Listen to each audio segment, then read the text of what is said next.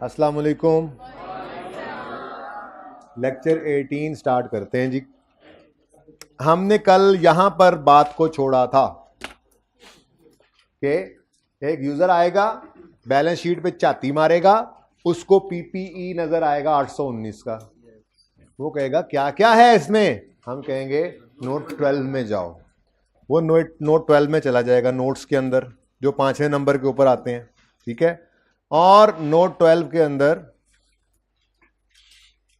ऐसे करके note 12 notes के अंदर ये प्रॉपर्टी प्लांट इक्विपमेंट का नोट है। वो कहेगा अच्छा तो ये तुम हो 819, यानी कि नेट में ये आंसर, ठीक है। अब उसने डिटेल देखना शुरू कर दी, ने कहा अच्छा इनके पास प्लांट एंड मशीनरी है, व्हीकल्स हैं और बस। अच्छा दूसरी बात, प्लांट एंड मशीनरी की कॉस्ट यानी ग्रॉस कैरिंग अमाउंट ओपनिंग साल के शुरू में इतनी थी, दौरान साल ये एडिशन हुए, ये डिस्पोजल हुए, ये क्लोजिंग। डेप्रिसिएशन की मूवमेंट ये है कि ओपनिंग इतनी थी, दौरान साल इतनी रिडक्शन आई, इतनी गई, और ये क्लोजिंग है।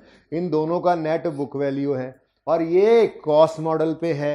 मेथड इसमें स्ट्रेट लाइन यूज हुआ है और रेट 10% है, क्योंकि ये सारी बातें हमें पता होती हैं, यूजर को पता नहीं होती, ठीक है।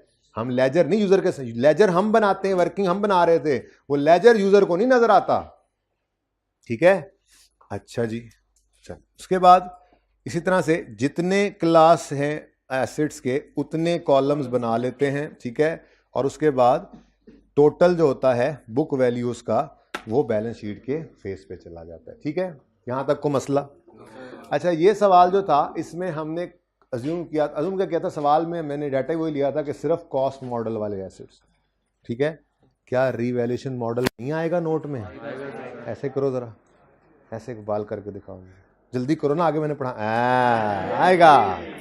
तो अगर रीवैल्यूएशन मॉडल आ जाए तो इस नोट में जो कल बनाया था क्या चेंजेस आएंगे? वैसे कल वाले नोट में कोई मसला आया? अच्छा, घर पे जाके जो सवाल किया वो इसी जैसा ही था, ठीक है। मैंने कल वाले ही नोट को ना ऐसे थोड़ा सा ऐसे जगह सी बनाई है, ठीक है। उसकी वजह आपको पता है, जो आपको बताने लगा हूं ना वो आपको पता है, लेकिन बस यही नहीं पता कि आपको पता है। तो मैंने बस यही बताना है कि आपको जो मैं बताना चाह रहा हूं वो पहले से पता है। अगर सवाल कॉस्ट मॉडल का हो तो एसेट अकाउंट में मैक्सिमम 4 चीजें आ सकती हैं, भला कौन कौन सी? ओपनिंग, एडिशन, डिस्पोजल, क्लोजिंग, ठीक है। ओपनिंग, एडिशन, डिस्पोजल, क्लोजिंग, मुझे भी बोलने दिया करो। अच्छा ये कॉस्ट मॉडल में मैक्सिमम 4, 5वीं कोई चीज नहीं आ सकती, ठीक है। और यही कॉस्ट मॉडल यूज हो रहा हो तो अक्यूमुलेटेड डेप्रिसिएशन अकाउंट में कौन कौन से 4 आइटम्स आएंगे? Opening, depreciation, disposal, closing. ये डेबिट क्रेडिट का तो पता है ना किस किस तरफ आता है। इन 4 के अलावा 5वां कोई लाइन आइटम, कोई चीज नहीं आती, ठीक है ना। वो अलग बात है कि डिस्पोजल एक से ज्यादा आ जाते हैं, एडिशन एक से ज्यादा है तो एडिशन ही ना, है तो डिस्पोजल ही ना, ठीक है। अच्छा अब जब हमने रीवैल्यूएशन शुरू की थी तो रीवैल्यूएशन में हमने इन लेजर्स पे क्या असरात देखे थे? रीवैल्यूएशन की एंट्री क्या होती है बताओ? सबसे पहले ट्रांसफर की एंट्री, फिर सरप्लस लॉस की रिकॉर्डिंग की। सबसे पहले सबसे पहले ट्रांसफर की एंट्री, फिर सरप्लस लॉस की रिकॉर्डिंग की एंट्री, ठीक है ना। ट्रांसफर की एंट्री क्या होती थी? Accumulated depreciation debit asset credit, done. इसका मतलब ये एक ऐसी एंट्री होगी जो एसेट को भी हिट करेगी, एक्यूमुलेटेड डेप्रिसिएशन को भी हिट करेगी। क्या ख्याल है? ठीक है। और दूसरी एंट्री सरप्लस या लॉस की रिकॉर्डिंग की होती है। सरप्लस है तो एसेट डेबिट होता है और सरप्लस क्रेडिट होता है, लॉस है तो एसेट क्रेडिट होता है, यानी सरप्लस या लॉस आए तो वो भी एसेट को हिट कर देगा। अब ये बात आपको पता थी बेसिकली, ठीक है। देखो कॉस्ट मॉडल था तो ओपनिंग, एडिशन, डिस्पोजल, क्लोजिंग यही आते हैं, ठीक है ना। जब रीवैल्यूएशन मॉडल शुरू हुआ लगना तो गौर करो, पहली एंट्री ट्रांसफर की आई। एक्यूमुलेटेड डेप्रिसिएशन के बारे में अभी भी हमने क्या कहा? 4 नॉर्मल चीजें होती हैं, ओपनिंग, डेप्रिसिएशन, डिस्पोजल, क्लोजिंग। ये तो नहीं बोला था कि एसेट भी आता है। अब अगर रीवैल्यूएशन आ जाएगी तो फिर क्या 5 आइटम्स हो जाएंगे, opening, depreciation for the year, asset, disposal और क्लोजिंग। एसेट क्या होगा, transfer to asset on revaluation. ऐसे ही हमने कहा था ओपनिंग, एडिशन, डिस्पोजल, क्लोजिंग होगा, लेकिन अगर रीवैल्यूएशन मॉडल होगा तो देखो ट्रांसफर की एंट्री भी आ रही है और रीवैल्यूएशन सरप्लस की भी एंट्री आ रही है, आगे लॉस की भी आ सकती है आगे जाके। ये तो इसका मतलब एसेट अकाउंट में क्या चेंजेस आती हैं रीवैल्यूएशन की वजह से, रीवैल्यूएशन मॉडल पे हैं तो एसेट अकाउंट में 2 चेंजेस आएंगी, एक ट्रांसफर की एंट्री यहां आ जाएगी, दूसरा सरप्लस या लॉस। जैसे इस साल में ट्रांसफर और सरप्लस था, इस साल में ट्रांसफर और लॉस, अभी आपको पता था, ठीक है। अक्यूमुलेटेड डेप्रिसिएशन अकाउंट के अंदर क्या चेंज आएगी, जिस साल रीवैल्यूएशन होगी उस साल ट्रांसफर, बस, ठीक है। इतना सा चेंज है। ये नोट अगर रीवैल्यूएशन मॉडल का बनाना हो तो बस इतना सा चेंज इसमें कर लेना है, ये मतलब हमें आता था। इसका मतलब 2 चीजें यहां पर ऐड हो जाएंगी, यहां पर लिख दो ट्रांसफर और फिर रीवैल्यूएशन। जिंदगी आसान रखो, रीवैल्यूएशन लिख लो, सरप्लस आए तो यहां पॉजिटिव साइन आ जाएगा, लॉस आए तो नेगेटिव साइन आ जाएगा। जिंदगी आसान, कौन नेगेटिव पॉजिटिव लिखता रहे, ठीक है। लेकिन इस सवाल के अंदर था नहीं कुछ, ठीक है ना। रीवैल्यूएशन मॉडल नहीं था ना, कल आ जाएगा, 1 मिनट सब्र कर जाओ जी, इसको नोट करने की जरूरत ही नहीं है। अगला सवाल, अभी अगला सवाल करते हैं, उसके अंदर है ना जरूर। हाँ, तो उसमें मैंने जगह खाली छोड़ी थी, मैंने इसीलिए कहा था साथ साथ को, मैं क्लास होने से पहले मैं फॉर्मेट बना रहा था तो कुछ बच्चे साथ साथ बनाने लगे, मैंने लाइनें भी लगाई थी इसीलिए कि जरा रुक जाओ। अच्छा खैर, सुनो, इधर आओ। तो यहाँ पे क्या चेंज आया, एक्यूमुलेटेड डेप्शन में क्या चेंज आया, ट्रांसफर, ये एक चीज़ ऐड हो जाती है। चूँकि कल वाले सवाल में तो रीवैल्यूएशन थी नहीं, इसलिए यहाँ पे कोई चीज़ नहीं आई थी। इसका मतलब अगर मैं रीवैल्यूएशन को ग्रीन करूं तो ये, ठीक है, एक ये इंपैक्ट आ गया। ये किस अकाउंट पे आया है, एसेट अकाउंट पे। किस अकाउंट पे आया जी, एसेट अकाउंट पे, ठीक है। और दूसरा इंपैक्ट ये आ गया, एक्यूमुलेटेड डेप्रिसिएशन। बस इसके अलावा और कुछ नहीं है रीवैल्यूएशन में, यही है बस रीवैल्यूएशन। तो अगर जिसने कल नोट बना लिया था उसको आज वाले नोट के अंदर भी कोई मसला नहीं होना, क्योंकि रीवैल्यूएशन वैसे हमने पढ़ रखी है, ठीक है। तो ये जी रीवैल्यूएशन, इसीलिए तो ग्रॉस कैरिंग अमाउंट लिखा था। कोई एसेट हो सकता है रीवैल्यूएशन मॉडल पे हो, कोई कॉस्ट मॉडल पे हो, तो हमने इसीलिए ऊपर क्या लिख दिया, ग्रॉस कैरिंग अमाउंट। जो रीवैल्यूएशन पे होगा उसकी revalued amount gross carrying amount है, जो कॉस्ट पे होगा उसकी ग्रॉस कैरिंग अमाउंट कॉस्ट है, ठीक है। बहुत देर कर दी मेहरबान आते आते। ये देखो हमने क्या कुछ नहीं पढ़ लिया आज, क्या कुछ नहीं पढ़ लिया हमने। रीवैल्यूएशन कर ली है नोट में, अब क्या करोगे तुम, छुट्टी होने लगी है बस, इंशाल्लाह 1.5 घंटे बाद छुट्टी हो जाएगी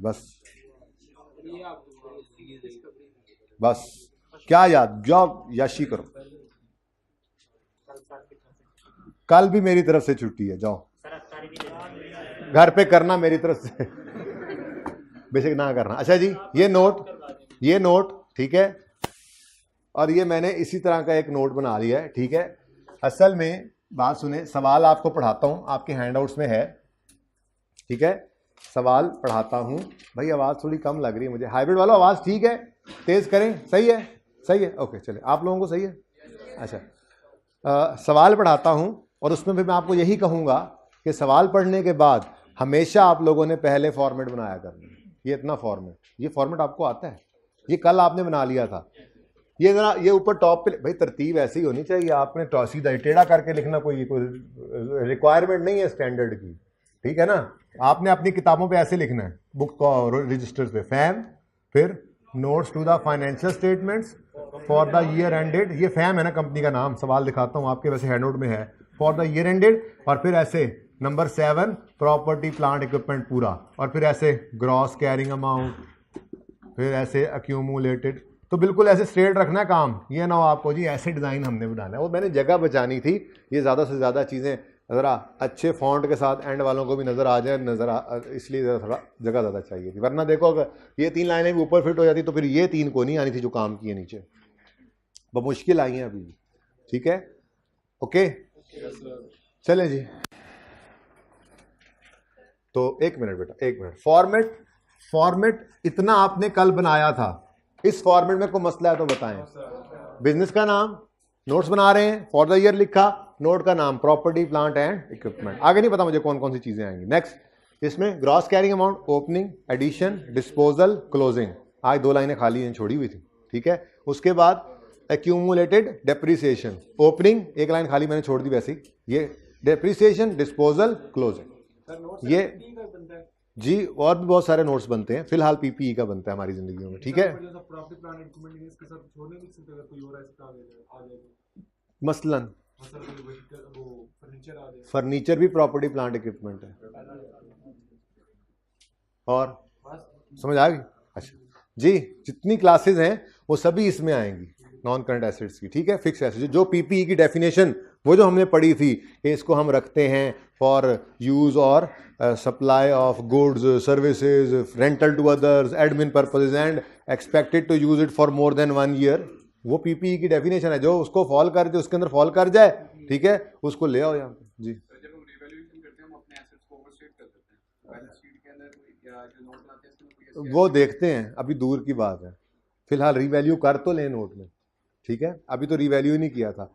तो अगर रिवैल्यूएशन आएगी सवाल में, ये सब कुछ होगा इंशाल्लाह, आज ना हो सका तो मंडे को हो जाएगा, इसी नोट के अंदर ही होगा, इसी सवाल के अंदर ही होगा, लेकिन ज़ाहिर सवाल पूरा होता है या नहीं होता ये भी तो देखना है ना, ठीक है। उम्मीद है हो जाएगा, जो मैंने पहले आगे फॉर्मेट बना लिया, इसलिए टाइम बच गया जी। तो हमने 2 चेंजेस देखी एसेट के लेजर में, तो ये एसेट का ही लेजर था, इसका मतलब अगर रिवैल्यूएशन आएगी तो 2 चीज़ें नई आ जाएंगी, वो ट्रांसफर और रिवैल्यूएशन।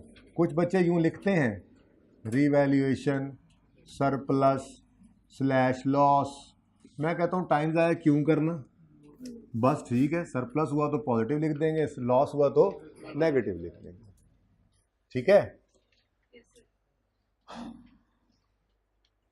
उसके बाद यहां क्या चेंज आई, ट्रांसफर, ठीक है। तो ये चेंजेस हैं जी, कल वाले नोट से आज वाले नोट, ठीक है। अब क्वेश्चन तो यहां से आ रहा था, चल अच्छा जी, अपना आज वाला हैंडआउट ओपन करें।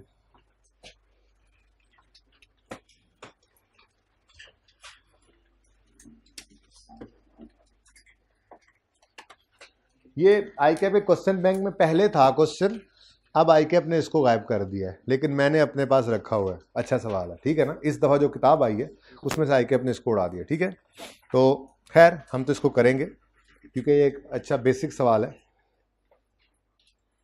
Fam had following tangible assets at 31 December 14, land है, बिल्डिंग्स हैं, प्लांट एंड मशीनरी है, फिक्सचर्स एंड फिटिंग्स हैं, और एसेट्स अंडर कंस्ट्रक्शन है। ये एसेट्स अंडर कंस्ट्रक्शन जो होते हैं ये अभी एसेट नहीं है, ये अभी एसेट नहीं है, मतलब एसेट हैं लेकिन पीपीई नहीं है। मैंने गलत बोला, मैंने अल्फाज सही करता हूँ, ये तो बहुत गलत बात हो गई थी। ये अंडर कंस्ट्रक्शन एसेट्स जो हैं ये अभी प्रॉपर्टी प्लांट इक्विपमेंट में नहीं लेकर जा सकते, लेकिन ये हमारा एसेट तो है। क्यों? आपने एक बिल्डिंग बनानी शुरू की, उसकी दीवारें बन गई, उस पर ईंटें लग गई, रेत सीमेंट बजरी सरिया लग गया, बोलो मजदूरों की मजदूरी लग गई, खर्चे हुए पड़े हैं, तो क्या वो खर्चे जो हैं वो आपका एसेट नहीं तैयार हुआ खड़ा? क्या आप कहोगे नहीं दीवारें हैं तो हमसाए की हैं, जब घर बनेगा तो फिर हमारा बनेगा? ऐसा होता है। इसका मतलब कंस्ट्रक्शन का वक्त तो ज़्यादा होता है, आहिस्ता आहिस्ता ये एसेट बनता रहता है, आहिस्ता आहिस्ता ये एसेट बनता रहता है, और जैसे जैसे बनता जा रहा है वैसे वैसे हमारा एसेट बढ़ता जा रहा है। आज दीवारें बन गई, फिर छत पड़ गई, ये हमारा एसेट इंक्रीज हो रहा है। अगर आज मैं सिर्फ दीवारें बेच दूं तो वो पैसे लूंगा, कल को अगर छत भी डाल के ग्रे स्ट्रक्चर बेचूं तो उसके पैसे उतने बढ़ जाएंगे, तो मेरा एसेट तो बढ़ता जा रहा है तो एसेट। लेकिन उसको पीपीई इसलिए नहीं कहना कि पीपीई में जो एसेट आएगा उसको हमने फिर डेप्रिशिएट करना है, हाँ लैंड के अलावा, ठीक है। तो ये तो बिल्डिंग बन रही है ना, तो डेप्रिशिएट हुआ करती है, बिल्डिंग है या कोई भी एसेट अंडर कंस्ट्रक्शन है, लैंड तो कंस्ट्रक्ट नहीं ना होता, ठीक है, तो अल्लाह ने बनाया हुआ है पहले से। तो उसके अलावा जो भी एसेट अंडर कंस्ट्रक्शन है वो जब कंप्लीट होगा तो पीपीई बनेगा, क्योंकि जब कंप्लीट होगा तो उसके बाद उसको यूज करेंगे तो डेप्रिशिएट करेंगे। इसलिए इसको पीपीई नहीं कहना। कहाँ शो करना है? जाहिर है आज का बड़ा इंपॉर्टेंट एक कॉन्सेप्ट है, इसको वैसे हम कहा करते हैं कैपिटल वर्क इन प्रोग्रेस। क्या कहते हैं जी? Capital work in progress.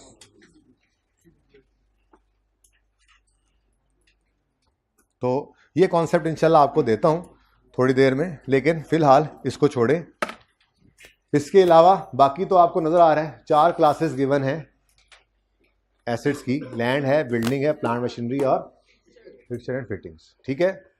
ये 4 तो होंगे हमारे नोट में, ये 4 तो होंगे। और 5वें की जगह मैंने नहीं छोड़ी, टोटल का कॉलम अगर सवाल ना कहे तो वो भी बनाना होता है, ठीक है ना। अब तो वैसे आई कैप ना टोटल का कॉलम, टोटल के बारे में कहने लग गया है कि मत बनाओ, total column is not required लिखा होता है। तो अगर ऐसा कुछ हो जाए तो फिर तो अल्हम्दुलिल्लाह, लेकिन अगर ऐसा ना हो तो फिर टोटल कॉलम बनाना जरूरी है। ये टोटल का कॉलम भी इसका नोट का पार्ट ही होता है, ठीक है, ओके।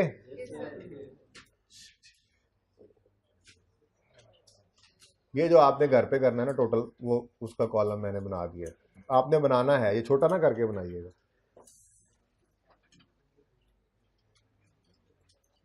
अच्छा जी, तो हमें ये पता लग गया कि लैंड है, बिल्डिंग है, प्लांट एंड मशीनरी है और फिक्सचर्स एंड फिटिंग्स है, ठीक है। उसके बाद यहां टोटल का कॉलम आना है। अच्छा, ये तो मैंने सवाल पिछली क्लास में पढ़ लिया ना, मैं तो कंफर्म हो गया कि 4 ही हैं। आपने जब फॉर्मेट बनाना है तो ये कॉलम नहीं डालने हैं पहले, सवाल तो 2 दफ़ा पहले, तो आपने सबसे पहले क्या करना है? रिक्वायरमेंट पढ़नी है। रिक्वायरमेंट पढ़ने के बाद आपने 2 दफ़ा सवाल को रीड करना है थॉरोली, आपको पता लग जाएगा कितने को एसेट्स आने हैं। फिर भी मैं कहूँगा हेडिंग्स ना बनाएं, सिर्फ ये वाला फॉर्मेट ड्रॉ कर लें। उसके बाद एडजस्टमेंट्स पढ़ते जाएं, आगे उस चीज़ का कॉलम डालते चले जाएं, यूँ भी कर सकते हैं। कुछ बच्चे कहेंगे नहीं हम कॉलम डालना चाहेंगे पहले, अच्छा डाल लो, फाइन। ये 4 डाल के कॉलम्स, तो थोड़ी सी जगह फिर एक्स्ट्रा छोड़ना, टोटल का तो पता लग जाएगा ना कि है या नहीं है। अगर सवाल में टोटल रिक्वायर्ड है तो आपको पता होगा, ठीक है। रिक्वायर्ड मतलब खामोश हो तब भी रिक्वायर्ड ही होता है, और अगर सवाल ने मना कर दिया तो फिर टोटल नहीं बनाना, ये तो पता लग गया। अब उसके अलावा ना अगर 4 नजर आ गए तो 5वें की थोड़ी सी जगह छोड़ना, हो सकता है आगे एडजस्टमेंट में हमें नहीं पता लगा और बाद में कोई ऐसा एसेट निकला है जिसका अलग कॉलम डालना पड़ जाए, ठीक है। इस तरह से प्लानिंग करना अपने सवाल की, ओके, सही है। ये अब एग्जाम लेवल का सवाल कर रहे हैं हम। आज हमने नोट बनाना सीख लेना है, उसके बाद हम फिर सवालों को मुश्किल करेंगे। और सवालों में मुश्किल क्या होना है? एडजस्टमेंट्स मुश्किल होती हैं, नोट का फॉर्मेट नहीं बदलना। ये पीपीई के नोट में, इस 5 के अलावा पीपीई के नोट में छठी कोई चीज नहीं आती। ये फाइनल है, full and final settlement of note आपके साथ। एक्यूमुलेटेड डेप्रिसिएशन के नोट में इस 4 के अलावा कोई 5वीं चीज नहीं आती, आ ही नहीं सकती। तो इसका मतलब कॉन्सेप्ट तो बस इतना सही है नोट का। फिर क्या मसला आएगा? फिर मसला आएगा बाकी कॉन्सेप्ट्स में, एडिशन, डिस्पोजल, एक्सचेंज, ट्रांजैक्शन को समझने में, कैलकुलेशन करने में मसले आएंगे आपको। इसमें कोई मसला नहीं है, नोट यही है बस, ठीक है। इसलिए बहुत तवज्जो से आज मैंने किसी ना किसी तरह करके नोट पूरा करना है आज। उसकी वजह यह है, शायद एंड पे थोड़ी बहुत बातें एज यूजुअल आपको पता ही है रह जाती हैं, वो रह भी जाएं, लेकिन मकसद आज ज़्यादा है नोट पूरा करने का। वो क्या है? कल संडे है। ये सवाल आपने 2 दफ़ा घर पे दोबारा करना है कम अज कम। ये फिर फायदा, ये रट्टा नहीं है, कॉन्सेप्ट तो बना हुआ है, ये फॉर्मेट के साथ कंफर्टेबल होना है। जब आप एक बार ये करके आ जाएंगे तो टेस्ट में भी मैंने नोट ही देना है, उसमें भी आप कंफर्टेबल रहेंगे, ठीक है। उसके अलावा आगे फिर 2-3 दिन हम ये नोट के सवाल ही करेंगे, ठीक है। प्लस उसके बाद भी फिर ऐसे है कि बोरिंग कॉस्ट करेंगे तो उसको मिक्स करके को नोट का सवाल कर लिया, गवर्नमेंट ग्रांट किया तो फिर नोट उसको मिक्स करके पीपीई के साथ नोट का सवाल, ऐसे हम मिक्स भी करते जाएंगे टॉपिक्स को, जैसे आई कैप मिक्स करता है इंटीग्रेशन। तो नोट तो कम से कम क्लास में इसके अलावा शायद 4, 5, 6 अभी और मैं बनवाऊँ आपके तो अलावा हैं इसके, ठीक है ना, लेकिन उनमें ये फॉर्मेट नहीं बदलेगा। तो उसमें कंफर्टेबल होने के लिए आप लोगों का आज ये सवाल पूरा करना जरूरी है, और घर पे जाके कम से कम 2 दफा, कोई 3 दफा वाले हो तो बेशक करें, कम से कम 2 दफा इस सवाल को करना जरूरी है, ताकि आप इसके फॉर्मेट से कंफर्टेबल हो जाएं, आपको थोड़ा आइडिया हो जाए ये चीज यहां से आती है, ये चीज यहां से आती है, ये चीज यहां, बस उसके बाद इंशाल्लाह प्रैक्टिस करेंगे, मुश्किल से मुश्किल सवाल करेंगे इंशाल्लाह। जो जो सवाल आई के अपने आज तक दिए हैं, जो उसके अलावा हैं, कोई खुद से बनेंगे, क्वेश्चन बैंक में हैं, वो सारे डिस्कस कर लेंगे जो करने वाले होंगे। ठीक है, चलो शुरू करें जी फिर काम। तो ये हमने मेन फॉर्मेट बना लिया है। टोटल का कॉलम जरा मैंने कंजूसी के साथ ऐसे लिख दिया है, क्योंकि जरा मेरे पास जगह आगे तंग है। ठीक है, सही है। चलो आपने टोटल के कॉलम की जगह रखनी है, क्योंकि रिक्वायरमेंट जरा पढ़ो। रिक्वायरमेंट क्या है, पढ़ो। Show the disclosure under IAS 16 in relation to fixed assets in the notes to the published accounts for the year ended 31 दिसंबर 15। पुराना जरा सवाल है, तो अब इस तरह से जरा अंग्रेजी और अच्छी लिखता है। अब तो यूं बोलता है, prepare a note of property plant equipment to be presented in financial statements and accordance with IFRS वगैरह वगैरह। मतलब कहने का नोट ही बनवाना होता है उसने। ठीक है, जरा अच्छी करके भी लिखी होती है उसमें, साथ ही ब्रैकेट में नॉर्मली अब लिख देता है total column is not required. ठीक है, अच्छा। और एक चीज होती है कंपैरेटिव रिक्वायर्ड या नहीं रिक्वायर्ड, वो भी बताया करता है। कंपैरेटिव मतलब पिछले साल का भी बनाए या ना बनाए, लेकिन मैं अभी फिलहाल उन बातों में नहीं जा रहा। अभी मैंने सिर्फ आपको आज नोट बनाना सिखाना है। ओके, इसमें लिखा भी नहीं हुआ, सिर्फ 1 साल का नोट बनाना है। और वो कौन सा साल है, 31 दिसंबर 15। और नोट तो कुछ भी नहीं है, नोट में तो बस हमने क्या करना होता है, एसेट और अक्यूमुलेटेड डेप्रिसिएशन के लेजर्स को स्टेटमेंट फॉर्म में करना होता है। अभी आप देखें, ठीक है, इतना आसान टॉपिक है ये। चलो शुरू करें जी।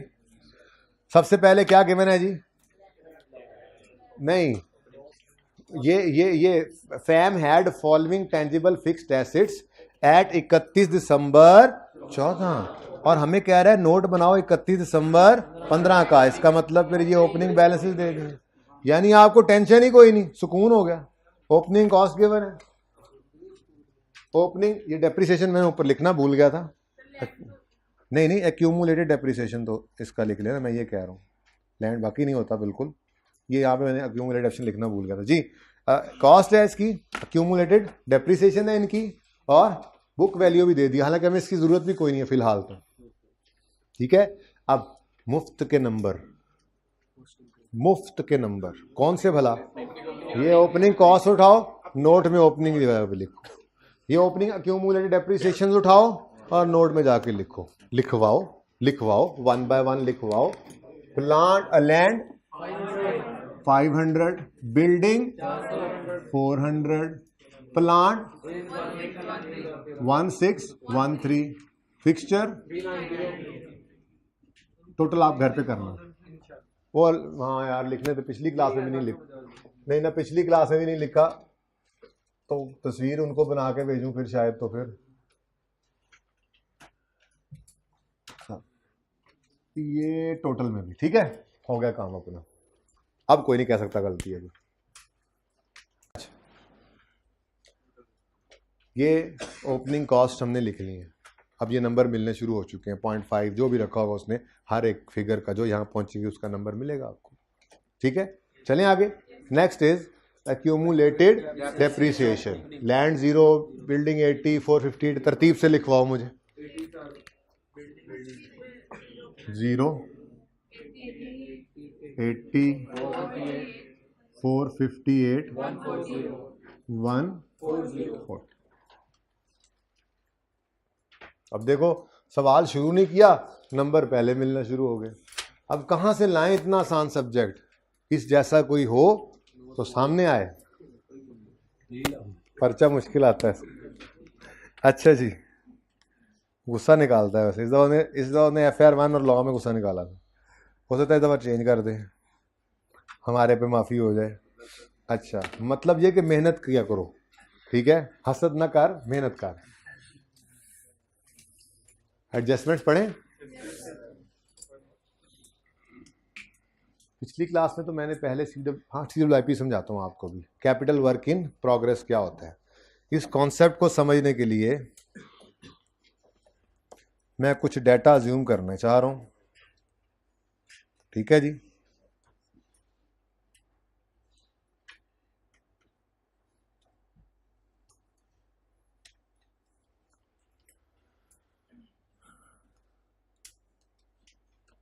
अच्छा जी, हमने बिल्डिंग बनाने का इरादा किया। बिल्डिंग्स मिसाल के तौर पे हमने कहा जी फैक्ट्री में ना लेबर हॉस्टल बनाना है हमने, जो लेबर होती है, ठीक है, और उस हॉस्टल के मल्टीपल ब्लॉक्स बनने हैं, ठीक है।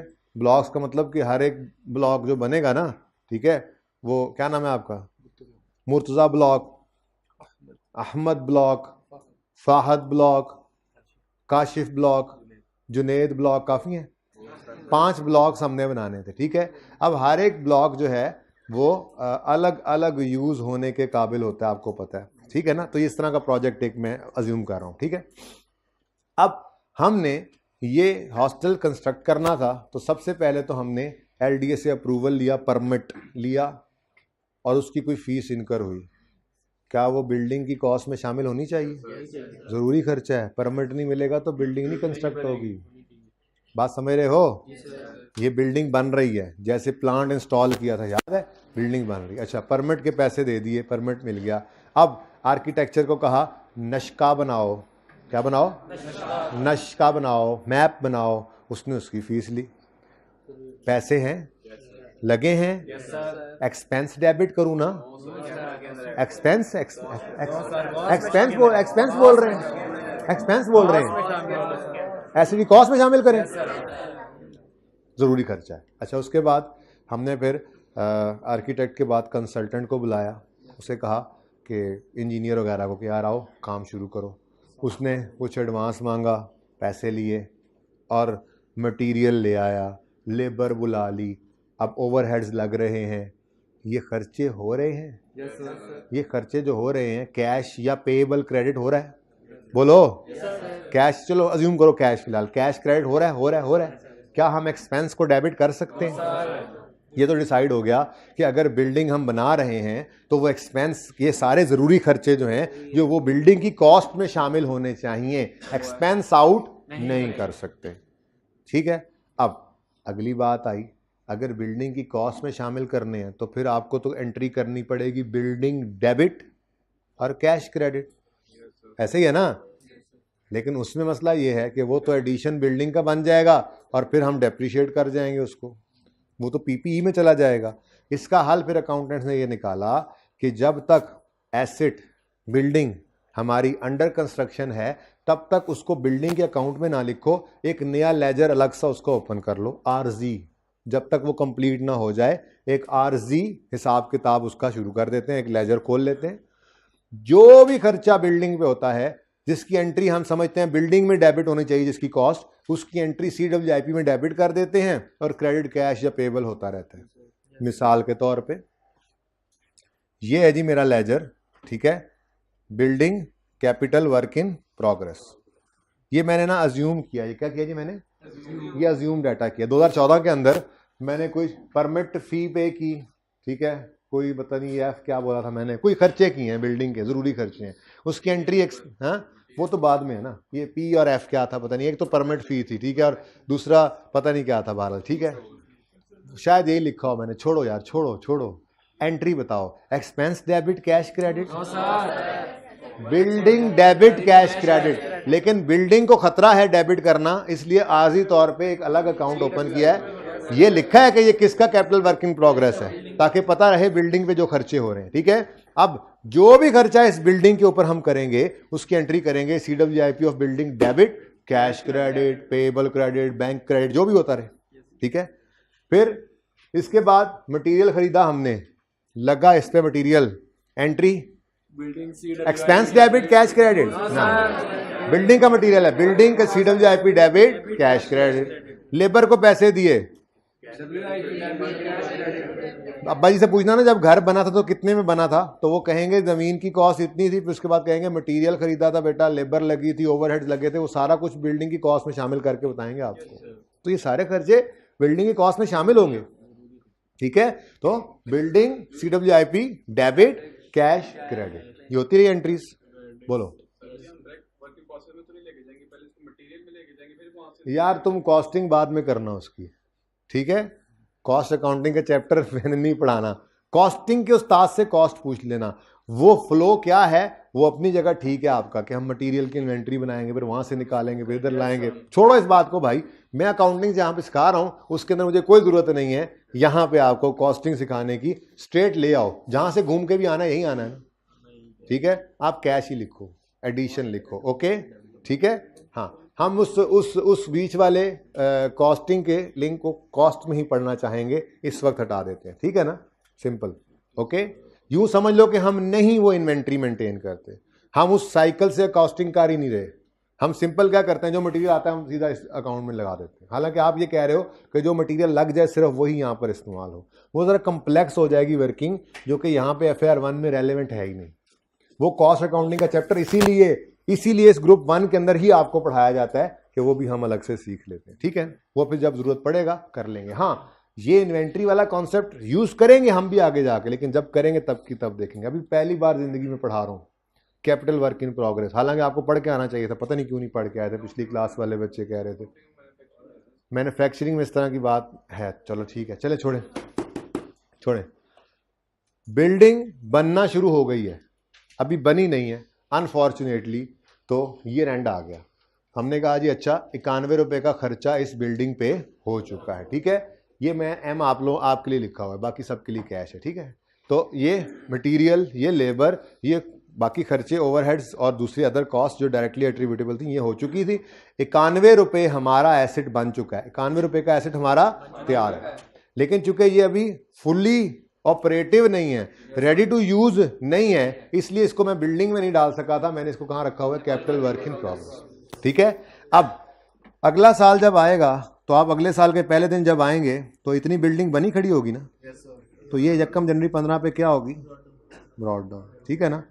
अच्छा, ये डाटा मैंने अज्यूम किया था, ठीक है, लेकिन असल में ना ये चीज सवाल में गिवन थी, तो मैं जो समझाना चाह रहा था आपको बेसिकली। आप जरा देखें यहां पर आकर 31 दिसंबर 14 पर एसेट अंडर कंस्ट्रक्शन जो है उसका बैलेंस कितना है, 91। अब ये पता नहीं कैसे बना होगा, मैंने तो वैसे ही अज्यूम करके ये बनाया, ठीक है ना। अब हम यहां पर सवाल के साथ मिल गए, ओके। उसमें पता नहीं कौन कौन सी कॉस्ट लगी होंगी इसके अंदर, मैंने अज्यूम किया है फिगर्स को, लेकिन 91 के बराबर कर लिया, ठीक है।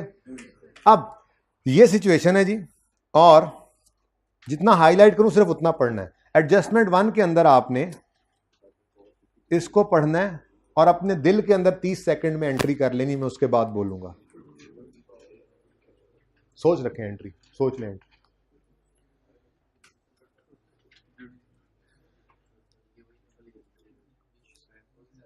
जी बच्चों, 91 में डाले सर, 91 में ऐड कर दें, तो सर फर्दर कॉस्ट है ना, ऐड कर दें।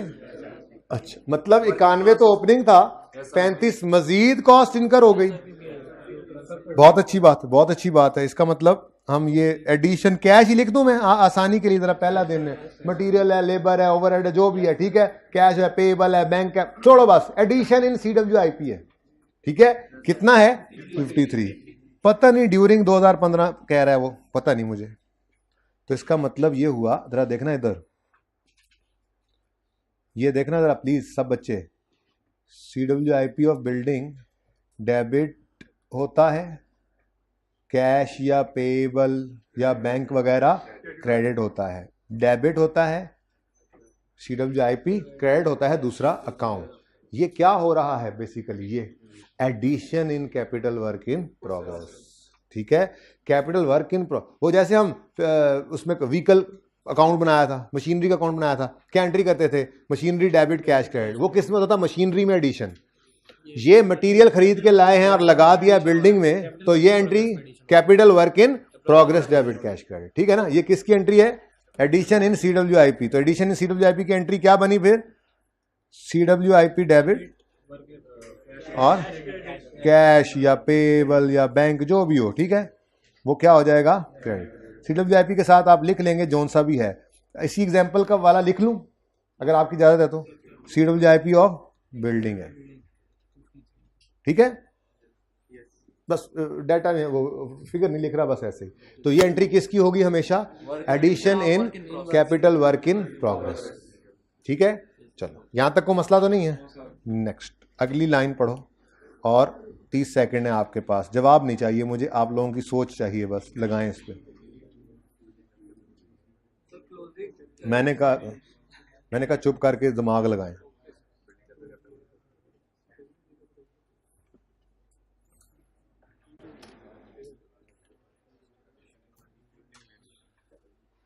ये क्या हुआ हाइब्रिड वालों की क्लास में? अब भाई तस्वीर आ रही है हाइब्रिड वालों? सही है ना? चिपक्का लगा है ना? चिपक्का लगा है, अच्छा जी। जी बच्चों, लेट मी पढ़ पहले, ठीक है।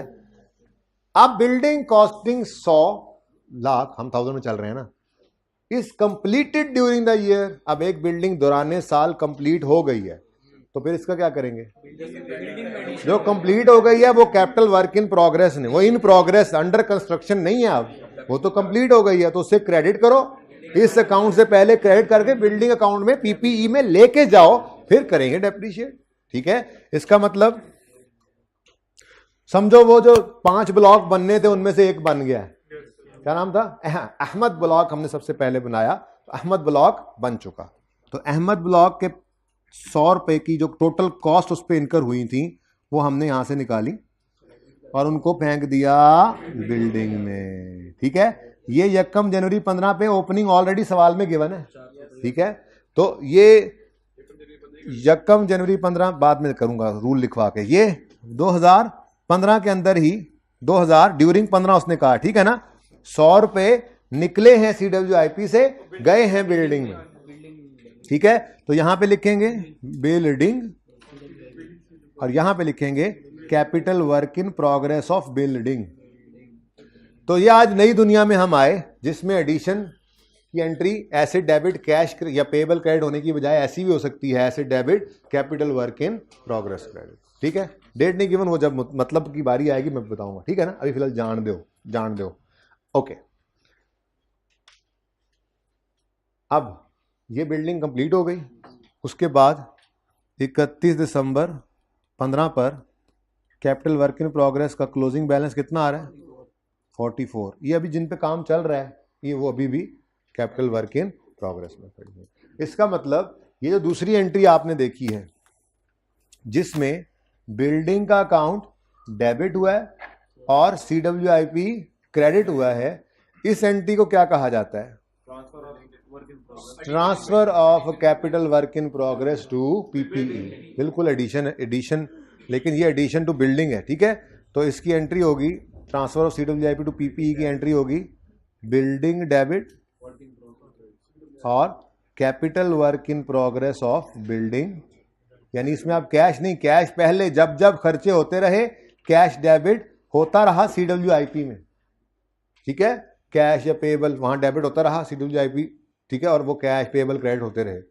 ठीक है, जब कंप्लीट हो गया तो टोटल कॉस्ट जो बनी थी उसकी, उसको वहां से निकाला और एसेट में हमने रिकॉर्ड कर लिया। ठीक है, तो वो बिल्डिंग का लेजर हम ऑलरेडी बना रहे हैं। बेसिकली यहां पर ना अभी थोड़ी देर बाद ये बिल्डिंग में मैं यहां पे एडिशन में 100 लिखूंगा। वो एडिशन कहां से हुआ होगा? Capital work in progress. अभी लिख देता हूं, फिलहाल ये जरा बात पूरी हो जाए, यहां तक कोई मसला नहीं है तो फिर आगे चलें। जी, ये कॉन्सेप्ट पे टाइम इसलिए लगाया बच्चों कि ये कॉन्सेप्ट आगे ना जगह जगह पे फिर यूज होता रहता है। कैश फ्लो के सवालों के अंदर, NPO के सवालों के अंदर नॉर्मली इसकी एडजस्टमेंट आ जाती है। ठीक है ना, तो बस जी बिल्कुल बताता हूँ, अभी उसकी तरफ जा रहा हूँ मैं। ठीक है, उसकी तरफ जाऊंगा जब वहां पे मैं सब नोट बना लूंगा। अब डिसाइड क्या हुआ? डिसाइड ये हुआ कि ये जो कैपिटल वर्क इन प्रोग्रेस है, ये PPE का PPE के नोट का हिस्सा नहीं है। ठीक है, मेन नोट का हिस्सा नहीं है, लेकिन सब नोट्स में इसको हम बनाएंगे। ठीक है, आज जो प्लानिंग आपने करनी है ना, वर्किंग तो अभी शुरू ही ना की, आपने पहला सफ़ा तो छोड़ना है इसके लिए। ये मेन नोट, यहाँ तक मेन नोट होता है। उसके बाद ना इस नोट के साथ कुछ सब नोट्स भी बनते हैं, जिसमें हम बता रहे होते हैं रीवैल्यूएशन हुई फलां दिन, फलां बंदे ने की, अगर रीवैल्यूएशन ना होती तो बुक वैल्यू ये होती कॉस्ट मॉडल वाली। रीवैल्यूएशन के अंदर सरप्लस में कोई मूवमेंट शूवमेंट है तो बताओ। और कोई एक्स्ट्रा एका दुक्का और भी डिस्क्लोजर्स जो है वो आ जाते हैं सवाल में, वो सब नोट्स होते हैं। ठीक है, तो वो कहाँ बनाएंगे, वो अगले सफ़े पे, वो नोट का पार्ट ही है। तो वर्किंग की हेडिंग तीसरे सफ़े से देंगे हम। ठीक है, वर्किंग की हेडिंग कहाँ से देंगे हम, तो पहले 2 सफ़ों पे नोट, हमेशा 2 सफ़े छोड़ दिया करना पर्चे में भी, ठीक है ना। पहले पे मेन नोट और अगला सफ़ा सब नोट्स के लिए खाली। सब नोट्स लाजमी होते हैं, 2 3 4 होते ही हैं, तो वो सब नोट अगले सफ़े पे और तीसरे सफ़े से वर्किंग्स। ठीक है, और वो फिर जहाँ तक मर्जी चले। ठीक है ना, तो ये मेरा पहला सफ़ा था, ये मेरा दूसरा सफ़ा। ठीक है, तो बस ठीक है। अब इसके अंदर 3 सब नोट्स बनने हैं। सबसे पहले तो 7.1, इसके लिए 2-3 लाइनें आपने छोड़ देनी है अपने पास। उसके बाद 7.2, इसके लिए 4-5 लाइनें छोड़ देनी है आपने। उसके बाद 7.3, इसके लिए भी 4-5 लाइनें छोड़ देनी है आपने।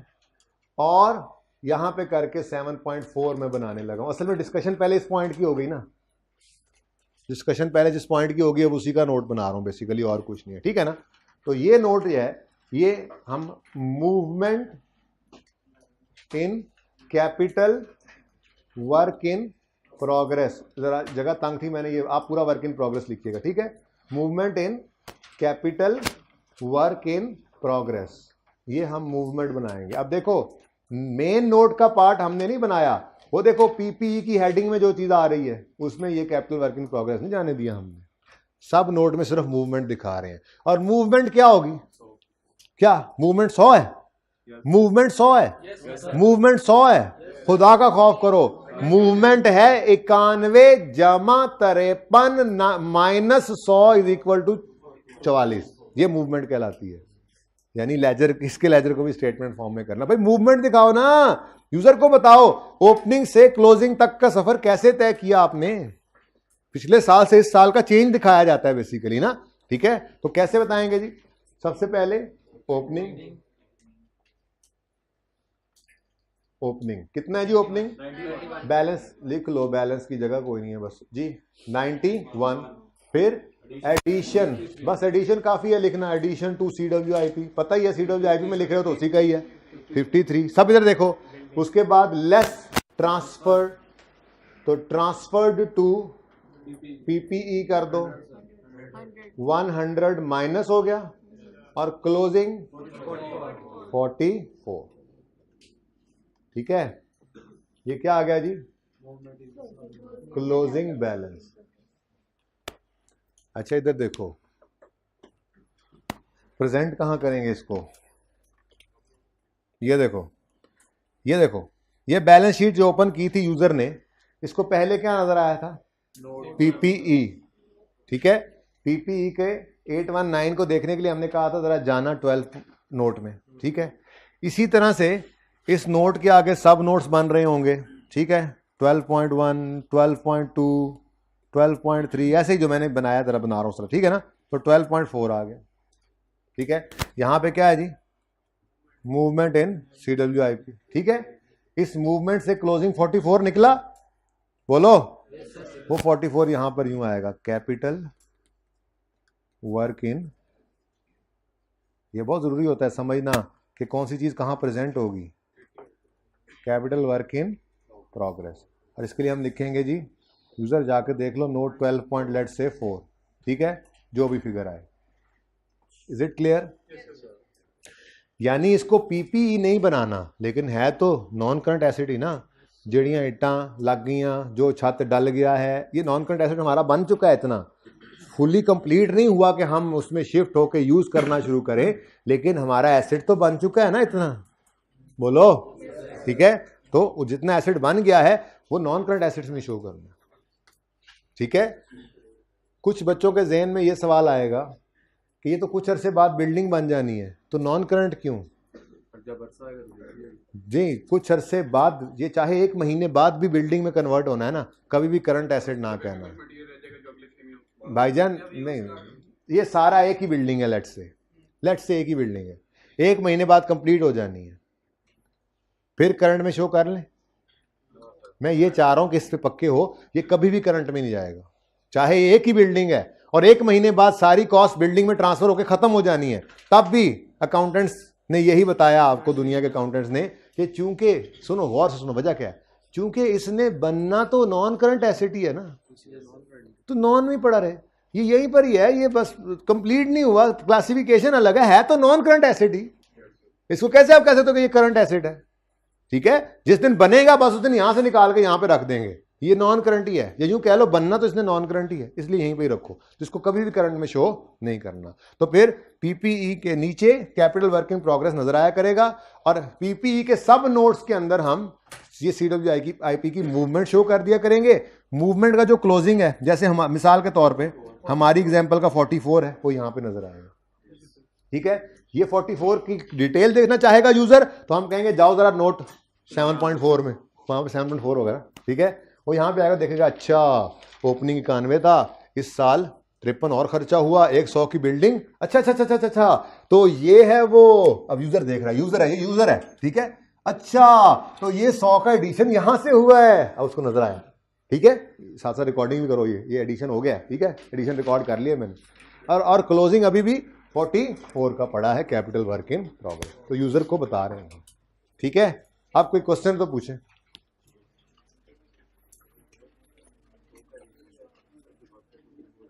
ये कैपिटल वर्क इन प्रोग्रेस का कॉन्सेप्ट है जी आपके सामने।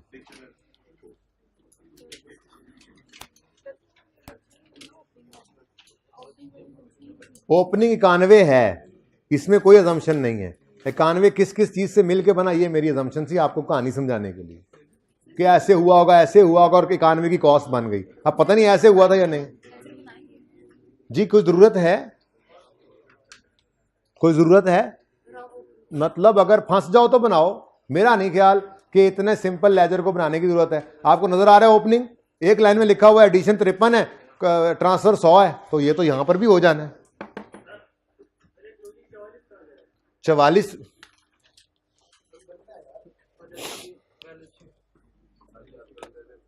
यहां किधर हो किधर हो किधर हो, गायब हो गया, इधर देखो, बैलेंस शीट में नॉन करंट एसेट्स में पीपीई के नीचे capital work in progress closing 44, detail में वो रेफरेंस में वो सब नोट। ये सवाल असल में कल वाला है ना, नहीं जी, जैसे यहां पे बस वहीं पे रखो, सिंपल सी बात है, नॉन करंट एसेट्स में नजर आएगा बस पीपीई के बाद कैपिटल वर्क इन प्रोग्रेस, और किस पे नजर आएगा, जितने पे पड़ा है, कितने पे पड़ा है, 44 पे। क्लियर? नहीं सर क्लियर नहीं हो रहा, थोड़ी देर यहां पे लिखा रहे ना, कभी नॉन करंट एसेट्स में property plant equipment note number 7 से ये वाली फिगर आएगी ना, ठीक है, वो जब भी आएगी पता नहीं है अभी, और उसके नीचे क्या आ गया, कैपिटल वर्क इन प्रोग्रेस, ठीक है। इसको अब मैं कैपिटल सीडल थोड़ा शॉर्ट कर लूं ताकि मैं लिख सकूं, capital work in progress work, ये नोट नंबर 7.4 ऐसे करके ये प्रेजेंट होगा भाई। मैंने कहा यहां पक्का लिख दूं ना, बच्चों को फिर ना सवाल आ जाए, ठीक है। चलूं अब आगे, यार ये ऐसी क्यों दरम्यान वाले स्लो कराए हुए हैं आप लोग। अच्छा जी चलें आगे, और ये तो सारी कहानी थी सिर्फ आपको समझाने के लिए, कोई लेजर कुछ नहीं बनाना था, सिर्फ यहां से एडजस्टमेंट पढ़नी थी और कैपिटल वर्क इन प्रोग्रेस की मूवमेंट शो करनी थी, ओपनिंग, एडिशन, ट्रांसफर्ड और क्लोजिंग बैलेंस, बस सवाल खत्म, एडजस्टमेंट इज ओवर, ठीक है। नेक्स्ट एडजस्टमेंट पढ़ें, 30 सेकंड है आपके पास, जवाब सोच लें।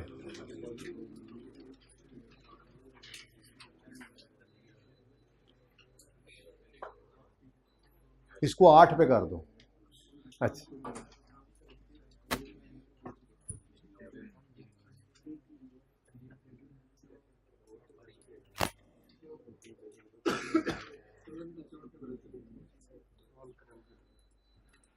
बस बस सही है, 18 भी रहने दो, थोड़ी देर बाद रोलर डाल देना, चलो थोड़ी देर तो कर दो 16, तो रोलर डालेंगे फिर आ जाना, रोला ना पाना, कोटियां लेके आया करो,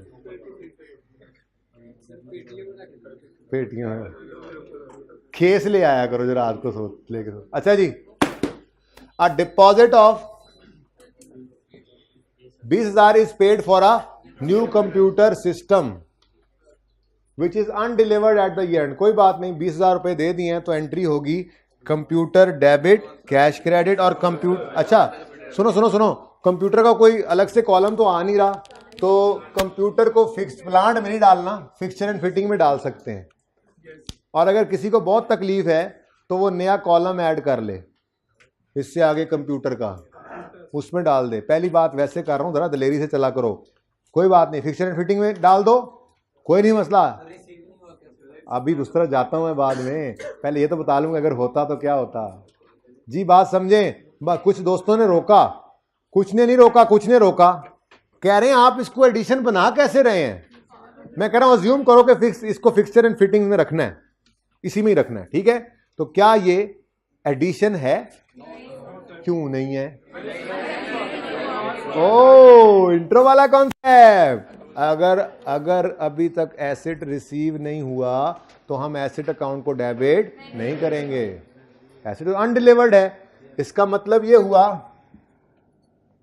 कि जिस दिन ये एडवांस पे किया जाता है उस दिन एंट्री होती है, बोलो, एडवांस फॉर एसेट। यहां मैं बोलूंगा advance for computer debit, cash credit. और जिस दिन कंप्यूटर रिसीव होगा मैं एंट्री करूंगा कंप्यूटर डेबिट, एडवांस क्रेडिट। अब अगर तो हमारे साल में ही कंप्यूटर डिलीवर हो जाता तो ये एडिशन था, एडिशन था। चाहो तो इधर लिख लेते, और तकलीफ होती तो पर्चे में तो नया कॉलम डाले तो नहीं फिक्सचर एंड फिटिंग में सर कंप्यूटर नहीं आता, अल्लाह माफी अल्लाह माफी। कोई गल नहीं यार, नवा कॉलम पा लो, इतना डरना नहीं है, ये डरना छोड़ दो, अब बड़े हो जाओ, ठीक है। बहरहाल कहने का मकसद ये है अगर एडिशन होता तो आता ना। हम तो ये कह रहे हैं कि ये एडिशन ही क्यों नहीं है, क्योंकि अज्यूम, ये अज्यूम्ड डेट्स हैं जी। अगेन मैं अज्यूम किया डेट, सिर्फ डेट को अज्यूम किया, ठीक है। मैंने अज्यूम किया जी 10 अक्टूबर 15 को हमारे साल में, ये सारी ट्रांजैक्शन ना ड्यूरिंग द ईयर 15 है। ये देखो, in the year ended 31 December 15। Okay सही है। तो 20 रुपए का एडवांस दिया आपने, तो पहला स्टेप क्या होता है जी? Computer debit, cash credit. हाँ हाँ, एडवांस फॉर कंप्यूटर डेबिट करेंगे और कैश या बैंक या जो भी हो, ठीक है। कोई और एसेट दे दिया, नहीं कैश या बैंक ही रखो, कैश या बैंक आपने कर दिया क्रेडिट 20 से, ठीक है जी। यही वाला डाटा यूज कर लेते हैं। अब अज्यूम्ड, अगेन अज्यूम्ड डेट है कि जी अब ये एसेट हमें रिसीव होना है 1 मार्च 16 पे। ये रिवीजन हो रही है इंट्रो की, ठीक है ना। तो इंट्रो की रिवीजन के साथ FAR 1 का नोट बना रहे हैं हम, और तो कुछ नहीं है। बाकी रिवैल्यूएशन पढ़ाई हुई है आपको, रिवैल्यूएशन में इतना आसान एडजस्टमेंट है ये कि आप रिवैल्यूएशन बहुत अच्छी वाली करके आ चुके हैं, ठीक है जी। अब कंप्यूटर रिसीव हो जाएगा 1 मार्च को, अज्यूम करो। अज्यूम किया मैंने, ये मेरी अज्यूम्ड डेट्स है ना, ये सिर्फ कॉन्सेप्ट देने के लिए, वरना सवाल तो खत्म हो चुका था एक लाइन में। ओके, कंप्यूटर आ गया जी 1 मार्च को, तो एंट्री करोगे इस दिन एडवांस फॉर कंप्यूटर्स क्रेडिट, कितने से? ठीक हो गया। अब मुझे बताओ वो क्या कह रहा है?